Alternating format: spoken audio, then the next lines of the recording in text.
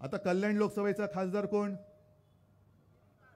त्याचे वडील कोण? मोठे गद्दार, हा छोटा गद्दार. एक होता शेजारी, तो पडला आजारी. मग तो शेजारी होता, तो विचार काय करतोय की हा मरतोय कधी आणि ह्याचं कपाट मी माझ्या घरात आणतोय कधी. ही अशी अवलाद यांची, भाजपवाल्यांची. काय चाललंय तुमचं? वडील खासदार, मुलगी पालकमंत्री, बाकीच्या तिचे भाऊ हे सुद्धा आमदार. तुमच्या घरात एकाला सुद्धा मी तिकीट देणार नाही. आता बस झालं, मला घराणेशाही चालणार नाही. अजूनही मी नवाज शरीफच्या वाढदिवसाचा केक पाकिस्तानात जाऊन कापून खाल्लेला नाही. शिवसेना हे नाव तुम्ही दुसऱ्या कोणाला देऊ शकत नाही. ना हा तुमचा लवादाचा अधिकार आहे, ना निवडणूक आयोगाचा अधिकार आम्ही मानत नाही. शिवसेना हे नाव माझ्या वडिलांनी, माझ्या आजोबांनी दिलेलं आहे. ते चोराला देण्याचा अधिकार लबाडाला नाही. मग तो निवडणूक आयोग सुद्धा लबाड आहे आणि इथला लबाड तर लबाड आहेच. या गर्दीत या, मी येतो तुमच्याबरोबर, मध्ये येऊन उभा राहतो. पोलीस बाजूला ठेवा आणि सांगा शिवसेना कोणाची. लोक ज्याला तुडवतील त्याची शिवसेना नाही, लोक ज्याला डोक्यावर घेतील त्याची शिवसेना मला मान्य आहे. अनेक लोक खुर्चीपायी, खुर्ची स्वप्नात दिसते पण बसता येत नाही म्हणून वेडे होतात. अनेक वेडे असे असतात की आज मंत्री होईन, उद्या मंत्री होईन म्हणून नवीन नवीन जॅकेट घेतात, नवीन नॅपकिन घेतात.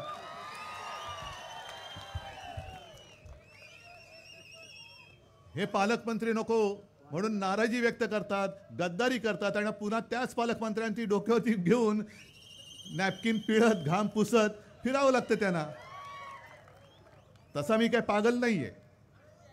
अरे मला तुम्ही खुर्चीवरनं उतरवलं म्हणजे कोणाला उतरवलं?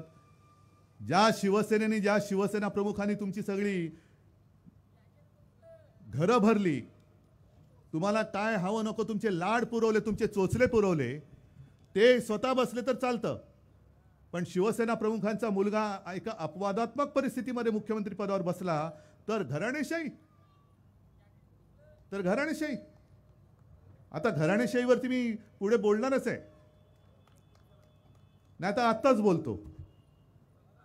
कारण 15-20 दिवसापूर्वी माननीय पंतप्रधान हे येऊन गेले महाराष्ट्रामध्ये. आता पुन्हा 19 तारखेला येत आहेत. आता हे वाऱ्या करतायत, महाराष्ट्राच्या वाऱ्या. जशी पंढरपूरची वारी असते तसं आता यांना महाराष्ट्र आठवलेलं आहे. पण पंतप्रधान बोलून गेले की आम्हाला घराणेशाही नको आहे. आनंद आहे, मी स्वागत केलं त्यांचं.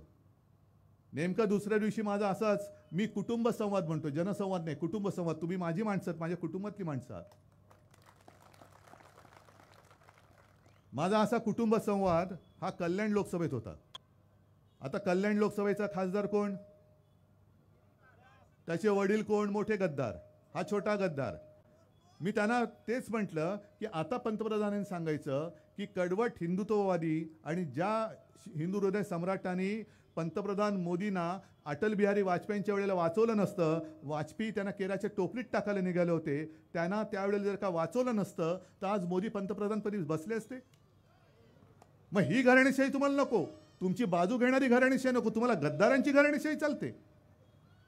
मग मी आज तटकरेंना सुद्धा सांगतोय किंवा पंतप्रधानांना सांगतोय, दोघांपैकी एकाने या घराणेशाहीच्या प्रश्नावरती उत्तर द्यावं, मुद्द्यावरती उत्तर द्यावं. एक तर पंतप्रधानांनी सांगायचं की आता बस झालं तटकरेजी, आता तुम्ही घरी बसा.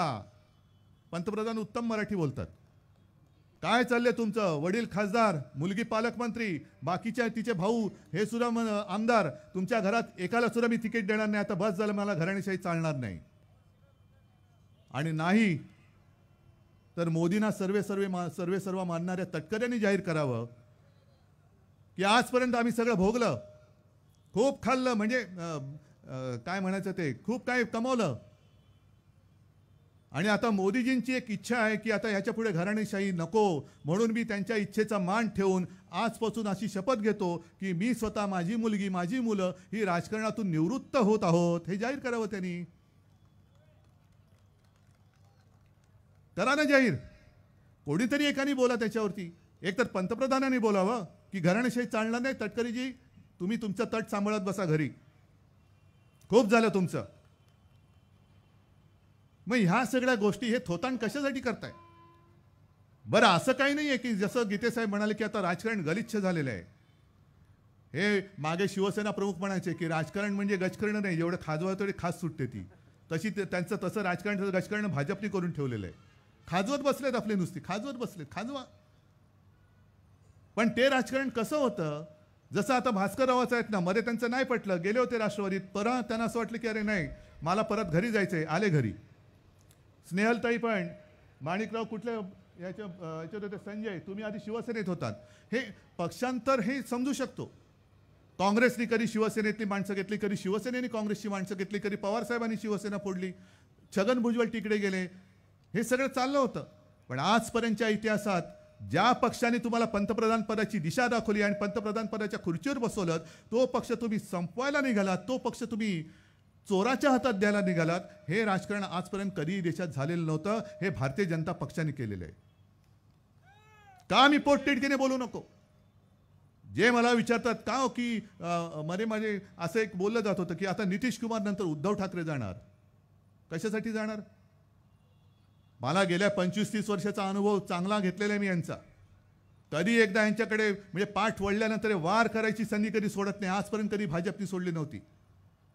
अगदी जुना इतिहास तुम्ही काढलात, ज्या वेळेला भुजबळांनी शिवसेना सोडली त्यावेळेला सुद्धा मनोहर जोशी विरोधी पक्षनेते होते. शिवसेनेला न विचारता संख्याबळ त्यांचं वाढलं म्हणून गोपीनाथ मुंडे हे सुधाकरराव नायकांनी त्यांचं बोट धरून त्यांना विरोधी पक्ष नेतेपदाच्या खुर्चीवर बसवलं. इथपासून तो इतिहास सुरू होतो. मला आता त्या खोलामध्ये जायचं नाहीये कसं कसं त्यांनी काय काय केलं. अगदी जेव्हा संधी मिळते कधी, म्हणजे दत्ताजी साळवी तुम्हाला आठवत असतील, आठवतात ना, जशी भास्कररावांचा उल्लेख कोकणची तोफ, तशी ती पण एक मुलुख मैदानी तोफ होती. म्हणजे एकदा दत्ताजी बोलायला लागले का असे तोफगोळे सुटायचे आणि त्यांची 2-3 वाक्य होती. काय होतं, काही कळेल फार मार्मिक बोलायचे. आणि त्यांनी सांगितलेलं आहे की एक होता शेजारी, तो पडला आजारी. मग तो शेजारी होता, तो विचार काय करतोय की हा मरतोय कधी आणि ह्याचं कपाट मी माझ्या घरात आणतोय कधी. ही अशी अवलाद यांची, भाजपवाल्यांची. जे पक्ष त्यांच्या सोबत राहिले त्यांनाच खतम करायचं. बरं, आज आणखीन एक गोष्ट मला कळली की जशी देशाचा एक तात्पुरता अर्थसंकल्प त्या सीतारामनबाईंनी सादर केला, तसंच आज मुंबई महापालिकेचा अर्थसंकल्प लोकप्रतिनिधी विना मेंढ्यांच्या अंडर असलेल्या आयुक्तांनी सादर केला. आणि एका गोष्टीचा मला आनंद आहे, काही गोष्टी अशा असतात की आपल्या हातामध्ये नसतात. जसं वांद्रे ते वरळी हा जो सी लिंक आहे त्याचं भूमिपूजन मनोहर जोशी मला वाटतं मुख्यमंत्री असताना हिंदू हृदय सम्राटांच्या हस्ते पार पडलं होतं भूमिपूजन. दुर्दैवाने नंतर सरकार गेलं, तो पूर्ण झाला पूल आणि त्याचं उद्घाटन माझ्या आठवणीप्रमाणे शरद पवार होते, सोनियाबाई होते आणि त्यांच्या हस्ते ते उद्घाटन झालं. त्याचा पुढचा टप्पा जो आहे वरळी ते मरीन ड्राईव्ह, त्याचं भूमिपूजन माझ्या हस्ते झालं आणि आता उद्घाटनाला पंतप्रधान येत आहेत. म्हटलं एक गोष्ट बरी झाली या निमित्ताने, पंतप्रधानांना आता हे कळेल किंवा जनतेला हे कळेल की उद्धव ठाकरे जे बोलतो ते करून दाखवतो त्याला साक्षीदार पंतप्रधान आहेत. जे मी बोलतो ते मी करतो. जे स्वप्न मी पाहिलं, मुंबईसाठी पाहिलं आणि मुंबईकरांच्या कष्टाच्या पैशातून तो सी लिंक आणि पुढचा जो कोस्टल रोड होतोय तो पूर्ण करतोय. एकही पैसा त्याच्यावरती आम्ही टोल आकारणार नाही. आता हे काय करतायत मला कल्पना नाही, कारण हे टोल भैरव आहेत. सगळीकडे टोलचे नाके यांच्या मित्रांच्या खिशामध्ये, सगळे टोल भैरवच आहेत हे लोक. पण पंतप्रधानांना मला सांगायचंय की जसं तुम्ही त्या उद्घाटनाला जाताय, एक गोष्ट बघा की खरोखर हा मार्ग पूर्ण झालाय की जसं राम मंदिराचं लोकार्पण तुम्ही घाई गडबडीत निवडणुकीत श्रेय घेण्यासाठी केलं, तसं माझ्या ह्या स्वप्नाचं उद्घाटन तुम्ही एक अर्धवट म्हणजे 2 लेनचं उद्घाटन करून श्रेय घेण्याचा प्रयत्न करणार आहात का हे तुम्ही बघा. आणि जसं तुम्ही त्या सेतूचं उद्घाटन करायला येणार आहात तसं माननीय पंतप्रधानजी माझ्या मुंबई गोवा रस्त्यावरती पण कधीतरी एक चक्कर मारा. कारण मुंबईचा कोस्टल रोड कोरोना असताना सुद्धा दिवस रात्र न थांबता मुंबई महापालिकेने पूर्ण करून दाखवला, म्हणून तुम्ही उद्घाटनाचा नारळ फोडायला येत आहे. पण केंद्र सरकार जो मुंबई गोवा रस्ता करतो आहे, मला वाटतं गडकरी बोलले होते की ह्या रस्त्यावरती 200 वर्ष खड्डेच पडणार नाहीत. बरोबर आहे, कारण 200 वर्ष हा रस्ताच होणार नाहीये. खड्डा पडणार कसा? रस्ता झाला तर खड्डा पडेल, पण रस्ता नाही झाला तर खड्डा पडणार कसा? म्हणून पंतप्रधानजी तुम्ही गडकरी साहेबांना विचार की अरे हा 200 वर्षात तरी पूर्ण होणार आहे की नाही. कधीतरी तुमचं, कारण आता मुदत संपत आली, या मुदतीमध्ये तुम्ही जर का मुंबई गोवा रस्त्याचं लोकार्पण केलं असतं तर आम्हाला अभिमान वाटला असता की बोले तशा चाले असा पंतप्रधान आम्हाला मिळाला. पण आम्ही करतो त्या रस्त्यावरनं चाले असा आमचा पंतप्रधान आम्हाला मिळाला, तर आमचं काय दुर्भाग्य की सौभाग्य कल्पना नाही मला. आणि आणखीन एक गोष्ट करा, तुमच्या बाजूला जे एक फुल दोन हात बसले, ज्यांचा या मुंबई कोस्टल रोडशी काडीचा दुरान्वयाने संबंध नाही, त्यांना विचारा. कारण त्या रस्त्यानेच तुम्ही जाताना गेल्या टर्ममध्ये म्हणजे देवेंद्र फडणवीस मुख्यमंत्री होते तेव्हा तिकडेच राजभवनच्या परिसरामध्ये मी पण गेलो होतो बरोबर. तुम्हीच शिवस्मारकाचं जलपूजन केलं होतं. ते शिवस्मारक कधी होणार आहे हे ते एक फुल दोन हापना विचारा तुम्ही तिकडनं जाल तेव्हा. अरे उधर तो मैं गया था ना, कुछ तो किया था मैंने, जलपूजन किसका किया था, अच्छा शिवस्मारक, वो कब होने वाला है, पूछो आप. या सगळ्या गोष्टी ज्या आम्ही करतो आहोत त्याचं तुम्ही श्रेय जरूर घ्या, कारण तुम्ही माननीय पंतप्रधान आहात. आम्हाला काय वाईट नाही वाटत, जनतेच्या सेवेसाठी आम्ही करतोय म्हणून माझा जीव काही जळत नाहीये की अरे माझं स्वप्न, माझं भूमिपूजन मी केलेलं आहे आणि हे येऊन तिकडे उद्घाटन करतात. नाही, जनतेची सेवा तुमच्या हस्ते का होत नाही, होते, करा, जरूर करा. आणखीन आम्ही काय काय केलं, जसं तो शिवडी नावाशेवा मुख्यमंत्री असताना त्याचा पहिला गर्डर हा माझ्या हस्ते पडला होता म्हणजे ठेवला होता. तो सुद्धा अखंडपणाने काम करून तो पूर्ण केला. त्याचं लोकार्पण पंतप्रधानांनी केलं. पण हे आता पंतप्रधान वारंवार महाराष्ट्रामध्ये यायला लागलेले आहेत. महाराष्ट्रात वारंवार येत आहेत. तुमच्या इकडे म्हणजे ह्या किनारपट्टीवरती निसर्ग चक्रीवादळ आलं होतं ना. तोक्ते सुद्धा नाही म्हटलं तरी फटका देऊन गेला आपल्या किनारपट्टीला. पंतप्रधान कधी आले होते, भेटले, दिसले, काय नुकसान किती झालं, कोणाच्या घरात जाऊन विचारलं, कोणाच्या घरात जाऊन ते चहा प्यायला की अरे दादा तुझं किती नुकसान झालं, तुझा म्हणजे मी स्वतः बघितले मोठमोठे वृक्ष उन्मळून पडले होते, घरं त्या वृक्षाखाली दबली गेली होती, खूप नुकसान झालं, फळबागांचं नुकसान झालं. त्याच्यानंतर अवकाळी, म्हणजे मी आज इकडे तुमच्याशी बोलतोय रायगड जिल्ह्यात, पण अख्खा महाराष्ट्र आहे, मराठवाडा आहे, विदर्भ आहे, आत्ताच दुष्काळाच्या झळा लागलेल्या आहेत. त्यांना तुम्ही घोटभर पाणी देणार आहात की नाही, का नुसतं आपल्या महाराष्ट्रामध्ये येणार. आम्ही काय म्हणतो, बघा आले पंतप्रधान. एक अभिमानाचा क्षण असतो, नक्कीच असतो, कारण देशाचे पंतप्रधान, आमच्या देशाचे पंतप्रधान आहेत, ते काय आमचे दुश्मन नाही आहेत. पण ज्या पद्धतीने तुम्ही आम्हाला दुश्मन समजताय, अरे तुम्ही तिकडे सीमेवरती चीन घुसतोय, तो दुश्मन आहे का तुम्हाला साथ देणारी शिवसेना दुश्मन आहे, हे एकदा पहिलं ठरवा. ज्या एका मानसिकतेने पिसाळून तुम्ही आमच्या लोकांच्या मागे ईडी, सीबीआय, इन्कम टॅक्स घुसवल्या, माझ्या रवींद्र वायकरच्या घरी, अनिल परीपच्या घरी, किशोरी पेडणेकर, तो सूरज चव्हाण असेल, साध्या शिवसैनिकांच्या वरती पोलीस केसेस टाकताय. जा ना, एवढी हिंमत त्या चीनला दाखवा ना. चीनला दाखवा, घुसलाय, काल पण तो घुसला होता लडाखमध्ये, तिथल्या मेंढपाळाने हाकलला, पण मोदीजींनी नाही हाकलला. एक शब्द कोणी तिकडे बोलायला तयार नाहीये, कोणी बोलायला तयार नाही. एवढ्या वेळा महाराष्ट्रामध्ये तुम्ही येताय, मतांसाठी येताय, होय मतांसाठी येताय, मग मणिपूरमध्ये का जात नाही आहेत? काल जे सीतारामनबाई बोलल्या की आता तरुण, महिला, शेतकरी आणि गरीब या चारच जाती आहेत. मग चारच जाती मानताय, तर मग राज्यभर तुम्ही जात न्याय सर्वेक्षण काय करताय? मग कसं तुम्ही आरक्षण देणार आहात? तुम्ही तर ठरवलं चारच जातींवरती आम्ही काम करणार, पण महिलांसाठी तुम्ही काम करणार असाल तर तुम्हाला 10 वर्ष कळलंच नाही की या देशामध्ये महिला आहेत, स्वतः महिला असून. आणि मणिपूरमध्ये जे घडलं ते तिकडे अमित शहा जाऊन आले होते. अमित शहा जाऊन आल्यानंतर अमित शहाने नाही सांगितलं, तो व्हिडिओ दुर्दैवाने बाहेर आला आणि ती दुर्दैवी घटना घडली.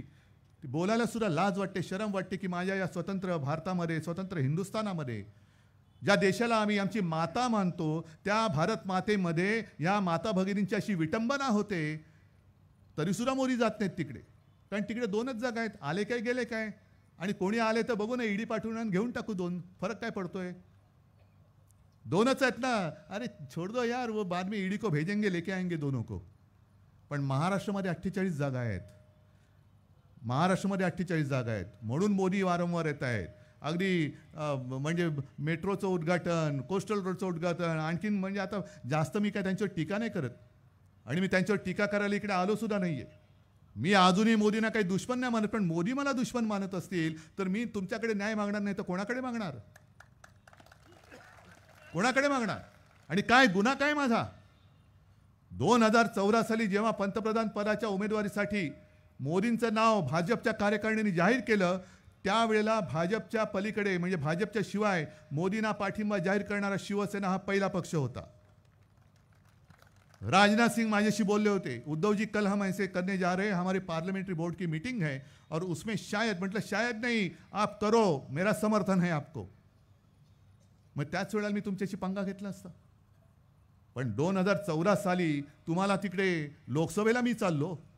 मग त्याच्यानंतर असं नेमकं काय झालं की तुम्ही 2014लाच ऑक्टोबरमध्ये शिवसेना सोबत होती जी 25-30 वर्ष तिच्याबरोबरची युती तुम्ही तोडून टाकली. काय उत्तर आहे तुमच्याकडे?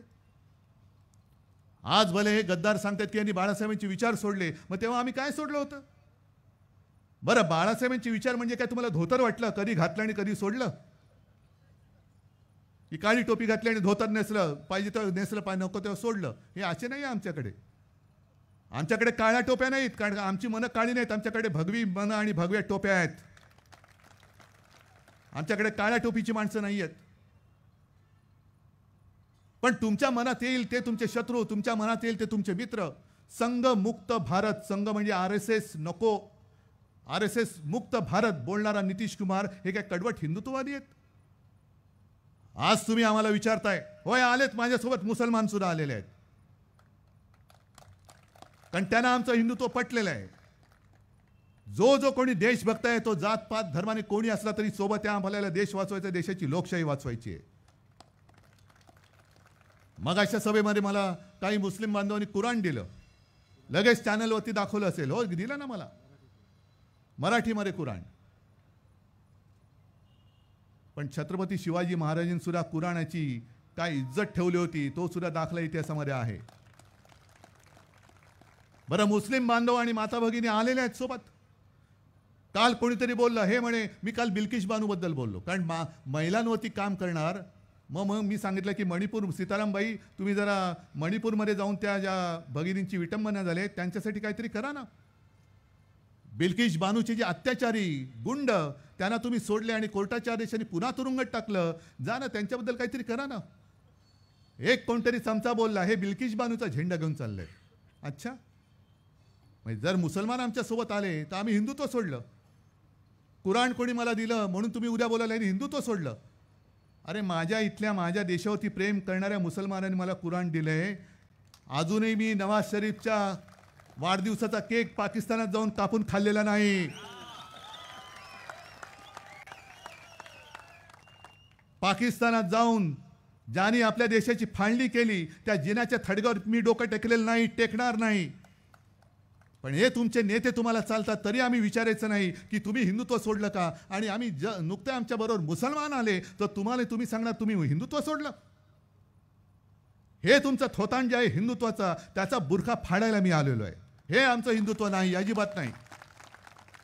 आमच्या हिंदुत्वामध्ये ठीक आहे, तुम्ही अयोध्येत राम मंदिर बांधलं, आम्हाला सुद्धा अभिमान आहे, कारण शिवसेना प्रमुखांनी तेव्हा जबाबदारी घेतली होती. तुम्ही कसली नामर्दाची आवलात? एकेकांचे पुरावे आहेत, दाखले आहेत, अजूनही इंटरव्ह्यू आहेत. बहुत बुरा हो गया, बहुत अफसोस हो गया, ऐसा नहीं होना चाहिए था. मग त्याच्यात आडवाणीजींचा एक हे आहे की जे तिकडे चढले होते ते मराठी बोलत होते. मी प्रमोदला पाठवलं, मी उमा भारतीनं म्हणजे त्यांनी सांगितलं उमाला पाठवलं, त्यांनी सांगितलं मराठी बोलतात. मग प्रमोदला पाठवलं, म्हणजे प्रमोद महाजन, ते बोलले ते ऐकत नाही आहेत. मग प्रमोद महाजनांचं न ऐकणारे मराठी माणसं भाजपची असतील? स्वच्छ आहे.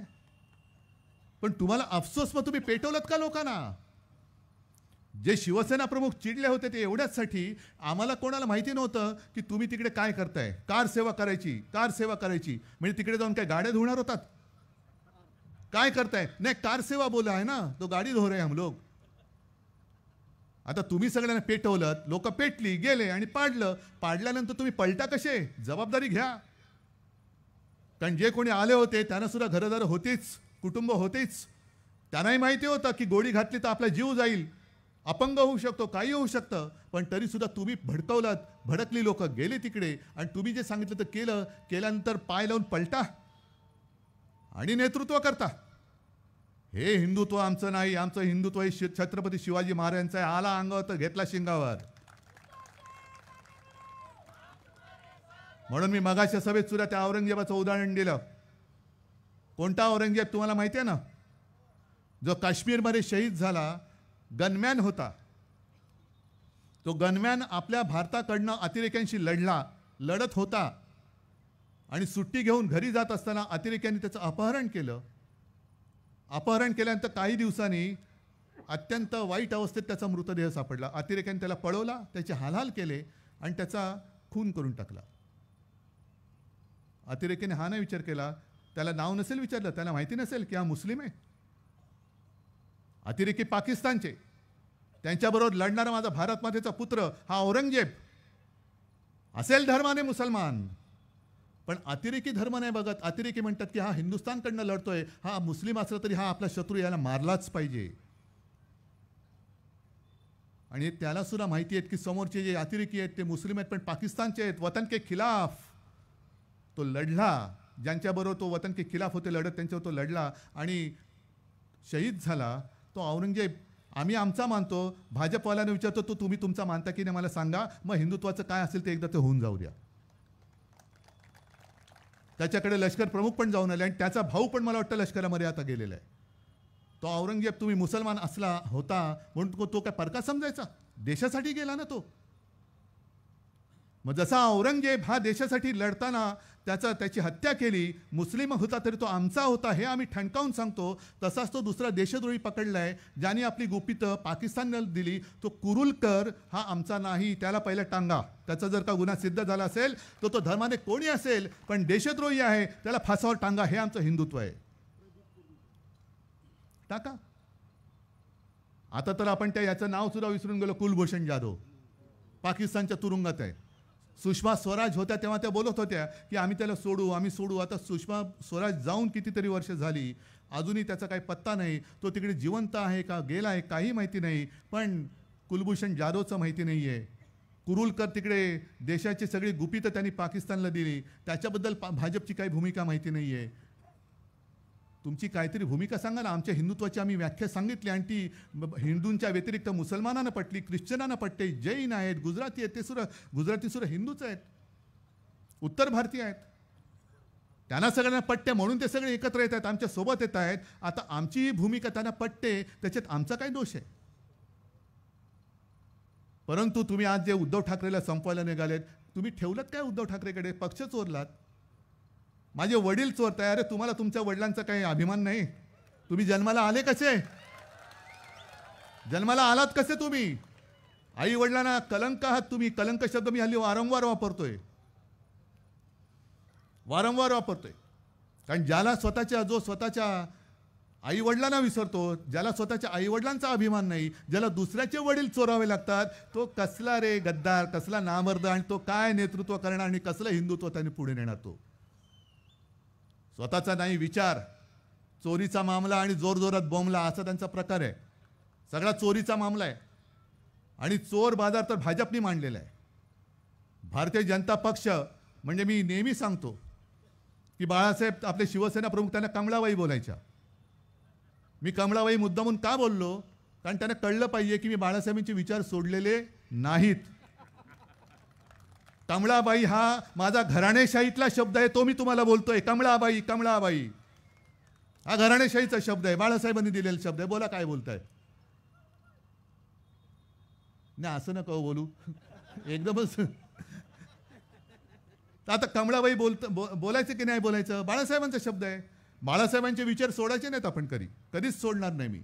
म्हणून कमळाबाईला कमळाबाईच बोललं पाहिजे. पण आता तर त्याच्या पुढे गेलेत. कारण हे आजपर्यंत कधी देशाला तसं नेता कोण आहे? भारतीय जनता पक्षाने नेते कोण दिलेत? जसं हिंदू हृदय सम्राट म्हटलं तर एकच नाव येतं, सुभाषबाबू यांचे, बाळासाहेब यांचे, बाबासाहेब यांचे, सरदार पटेल यांचे. आणि मग मध्ये कोणतरी बोलतं की जर का नेहरूंच्या ऐवजी सरदार पटेल पंतप्रधान झाले असते तर काय झालं असतं? काय झालं असतं? खरंच सरदार पटेल व्हायला पाहिजे होते, कारण सरदार पटेलांनीच RSS वरती बंदी घातली होती. बोला, सरदार पटेल चालले असते तुम्हाला? आम्हाला चालले असते. आम्ही तर त्यांचा लोहपुरुष म्हणून आजही आदर करतो. तुम्ही त्यांचा मोठा पुतळा बांधला. सरदार पटेल आज नाही आहेत म्हणून तुम्हाला ते हवेसे वाटतात, पण होते तेव्हा त्यांनी तुमच्यावरती बंदी घातली होती. ते सरदार पटेल तुम्हाला पटले असते का? या सगळ्या गोष्टींचा विचार करा. आणि मला खरंच काय कळ म्हणजे आज हा कागद मी असा ठेवलाय. आता काय झालंय, 2 दिवस मुद्दे तेच मी बोलतोय, कारण तुम्हाला ते पटले पाहिजेत. पंतप्रधान हल्ली सांगतात की अमुक अमुक होगा, ये मेरी गॅरंटी है, मोदी गॅरंटी आहे. मग त्यांची गॅरंटी काय? की भ्रष्टाचार करा, भाजपात या, तुम्हाला काही होणार नाही, तुम्ही मुख्यमंत्री उपमुख्यमंत्री व्हाल, हे मोदी गॅरंटी आहे. पण आला नाहीत तर मग तुमच्याकडे ईडी येईल, सीबीआय येईल. हजारो कोटींचा घोटाळा केला. त्या एनसीपी वरती त्यांनी आरोप केले. 70,000 कोटीचा घोटाळा एनसीपीने किया. ज्यांनी केलं त्यांना तुम्ही उपमुख्यमंत्री बनवला. ही मोदी गॅरंटी. ज्या प्रफुल्ल पटेलवरती ईडीने कारवाई केली, त्यांची मालमत्ता त्यांनी जप्त केली, त्याच्यात त्या ईडीने ऑफिस टाकलं. इक्बाल मिरची जो दाऊदचा हस्तक होता, त्याच्याकडून प्रफुल्ल पटेलनी ती खरेदी केली. त्यांच्यात काहीतरी ते देणं घेणं झालं. प्रफुल्ल पटेल तुरुंगात जाणार. ते भाजपसोबत गेले. कुछ नहीं होगा, ये मेरी गॅरंटी है. कारण गोंदियाला त्यांचा आणि पंतप्रधानांचा बरोबर फोटो आला. अरे कुछ नहीं यार, आ जाओ, मेरी गारंटी. कौन है ईडी वाले? अच्छा, कल जाके आपके घर में झाडू लगाएंगे वो. म्हणजे एक तर दिव्य प्राणी आपल्यातच होते. त्यांनी इंटरव्ह्यू दिला, त्याची क्लिप माझ्या फोनमध्ये आहे, की जे जवान CRPFचे धाड घालताना त्यांच्या घरात घुसले होते, ते जवान आता माझ्या रक्षणासाठी माझ्या घराबाहेर उभे आहेत. ये मोदी गॅरंटी आहे. आणि आणखीन एक बातमी आहे, हे आता दिसणार नाही कारण तुम्हाला मोठं करून दिसणार नाही, पण भरूचमध्ये पंतप्रधान मोदी आणि योगी यांचे पुतळे गार्ड म्हणून एका अनधिकृत बांधकामाच्या समोर लावलेले आहेत की डिमॉलिशन होऊ नये. मोदी आणि योगींना बाहेरच उभं केले पुतळे करून. ये मोदी गॅरंटी आहे. कसं येणार आणि कोण यांचं अनधिकृत तोडणार? हा सगळा कारभार चाललेला आहे. ह्याला तुम्ही हिंदुत्व म्हणायचं आणि आम्ही हिंदुत्व म्हणून माना डोलवायच्या आणि आम्ही तुमच्या पालख्या व्हायच्या. आमचं हिंदुत्व वेगळं आहे. आमचं हिंदुत्व हे देशासाठी आहे, देशाच्या भल्यासाठी आहे. तुमच्या खुर्चीसाठी शिवसेनेला बाळासाहेबांनी जन्म नव्हता दिला. तो मराठी माणसाच्या आणि हिंदूंच्या न्याय हक्कासाठी आणि या देशासाठी त्यांनी जन्म दिला होता. जे काही जण म्हणतात ना की हे काँग्रेस सोबत गेले, होय गेलो ना. कारण काँग्रेसने मी तुम्हाला सांगितलं तसं पक्ष फोडला असेल, आम्ही विरोध केला, पण कधी एकमेकावरती सूड नाही काढला, कधी सूड नाही काढला. उलट मला आठवतंय ज्या वेळेला मनोहर जोशी मुख्यमंत्री झाले, मी स्वतः साक्ष आहे. मनोहर जोशी मुख्यमंत्री होते आणि गोपीनाथ मुंडे उपमुख्यमंत्री होते. घरी मातोश्रीवरती अनेकदा चर्चेला यायचे. प्रमोद महाजन यायचे, कधी कधी नितीन गडकरी यायचे, पण मनोहर जोशी आणि गोपीनाथ मुंडे तर बऱ्याचदा यायचे. आणि माझ्यासमोर घडलेली गोष्ट आहे की नवीन सरकार नवीन आलं होतं. मुख्यमंत्री बसले होते, उपमुख्यमंत्री बसले होते आणि शिवसेना प्रमुखांनी त्यांना सांगितलं, पंत आणि गोपीनाथ लक्षात घ्या, आज तुम्ही पंत मुख्यमंत्री आहात, गोपीनाथ तू उपमुख्यमंत्री आहेस. तू ते बोलायचे, मी नाही. मी गोपीनाथजीच बोलायचो, पण ते साहेबांचे शब्द म्हणून मी तू शब्द वापरला. पंत तुम्ही मुख्यमंत्री आहात, गोपीनाथ तू उपमुख्यमंत्री आहे. सरकार आपलं आहे. आपल्या विरोधामध्ये आंदोलनं होतील, काँग्रेसची लोक आपल्या विरुद्ध आंदोलनं करतील, पण एक लक्षात घ्या, त्यांच्या त्या तरुणांवरती आणि मुलींवरती लाठ्या चालवायच्या नाहीत. भले काँग्रेसचे जरी असले तरी ती माझ्या महाराष्ट्राची मुलं मुली आहेत, त्यांना तुम्ही हात लावायचा नाही. याला म्हणतात एक दिलदारी, याला म्हणतात एक लोकशाही आणि ह्याला म्हणतात नेतृत्व. आता तुम्ही पंतप्रधान होईपर्यंत जी शिवसेना तुमच्या सोबत होती, ज्या दंगली मुंबईमध्ये घडल्या तेव्हा हिंदूंना वाचवणारी शिवसैनिक, हे तुम्हाला आता भ्रष्ट वाटायला लागले. ज्यांची मदत घेऊन तुम्ही शिड्या चढलात त्यांना तुम्ही संपवायला निघालात. काय गुन्हा काय आमचा? आणि तुम्ही जे काय म्हणताय, तुम्ही जे काय सगळं खतम करत चाललेलं आहे. जे नड्डा बोलले होते की या देशामध्ये एकच पक्ष राहील, नड्डाजी तेवढा देश हलक्यामध्ये घेऊ नका, हा इंग्रजांना घालवणारा देश आहे. आणि इंग्रज सुद्धा 150 वर्ष राज्य करत होते, तेव्हा कोर्ट बेट काय होतं. आताची आपण कोर्टावरती विश्वास ठेवायचे की नाही ठेवायचा याच्यावरती चर्चा होते. प्रशासकीय यंत्रणा तर विश्वासार्थ त्याची कधीच गेलेली आहे. ईडी सीबीआय वगैरे तर घरगडीत झालेले आहेत. पोलिसांकडनं थोडीफार अपेक्षा आहे, कारण पोलिसांनो तुमचे सुद्धा माता भगिनी बांधव सगळे ह्याच समाजात राहत आहेत. जी महागाई यांना भोवते तीच तुम्हाला तुमच्या कुटुंबियांना भोवते. आणि उद्या जर काय पुन्हा डोक्यावर बसले तर हा हुकुमशाहीचा वरवंटा आमच्याबरोबर तुमच्याही डोक्यावरती चालणार आहे. म्हणून सगळ्यांनी लक्षात घ्या, आज आपण जागे राहिलो नाहीत तर उद्या असे झोपू की पुन्हा आपले डोळेच उघडणार नाहीत.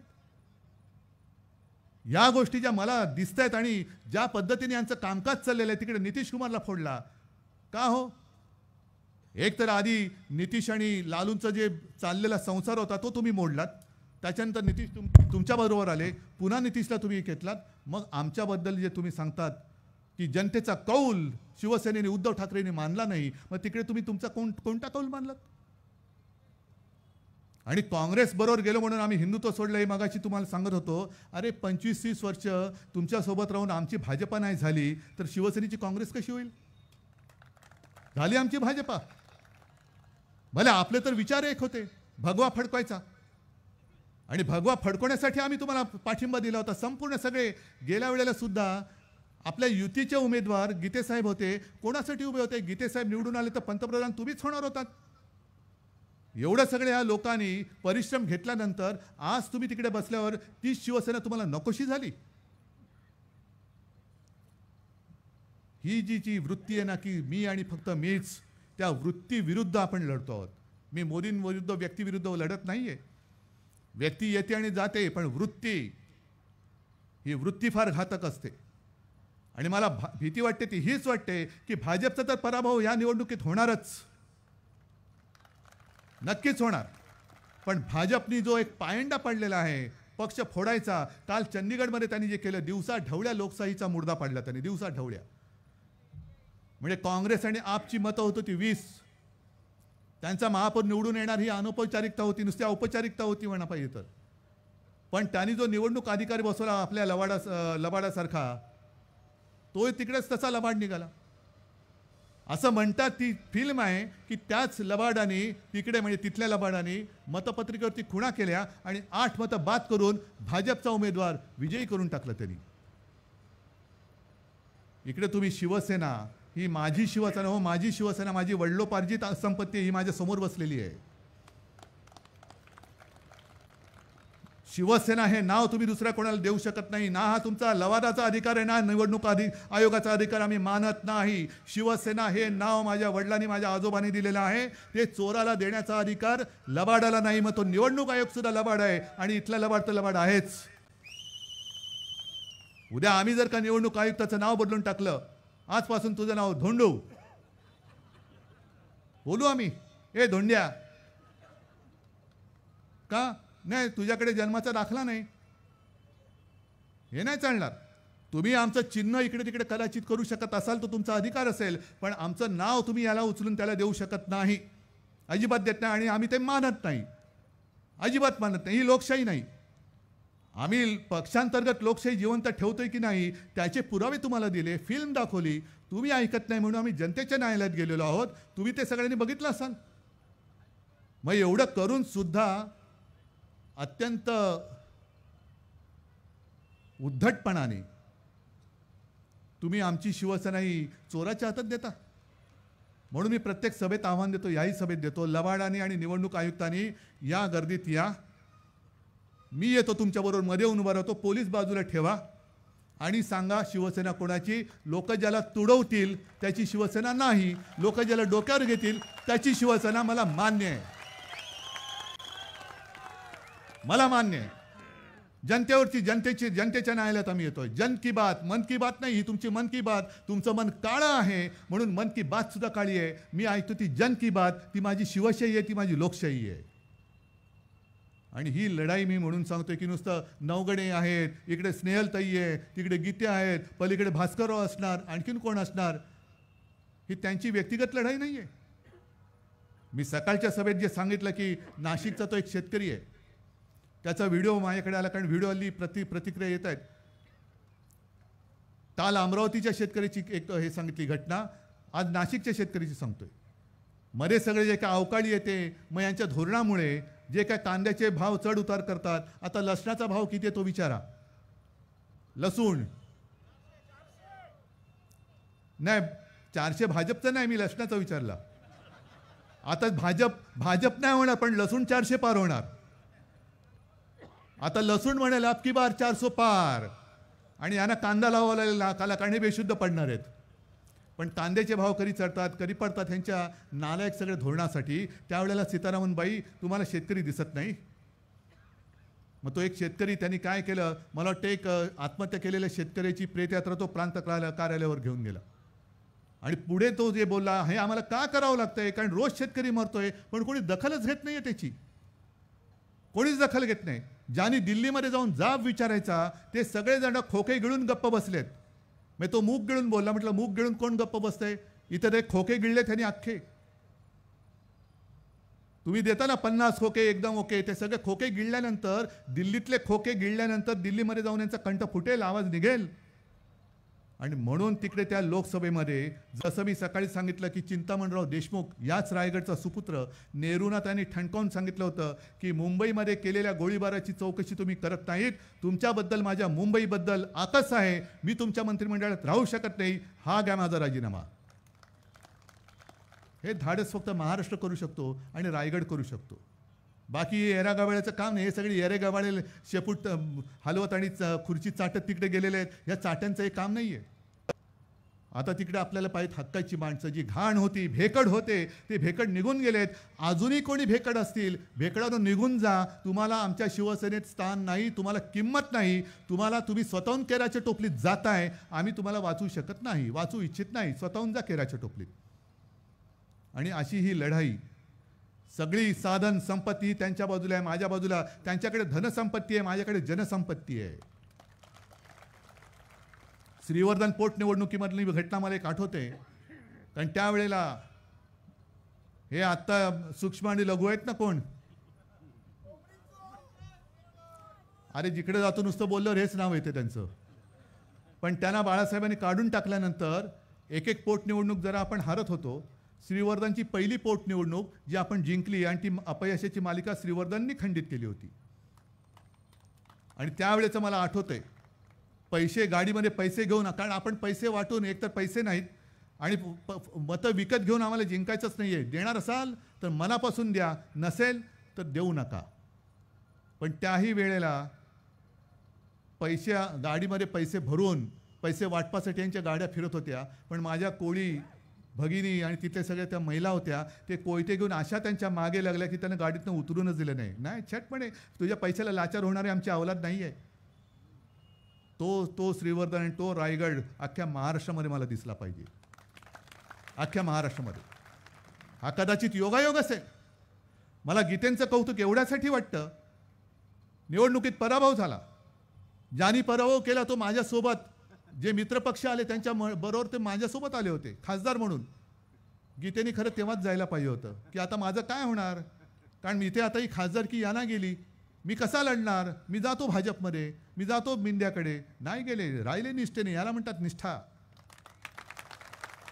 मला वाटतं गीतेसाहेब पहिले तुम्ही साधे शाखा प्रमुख होतात.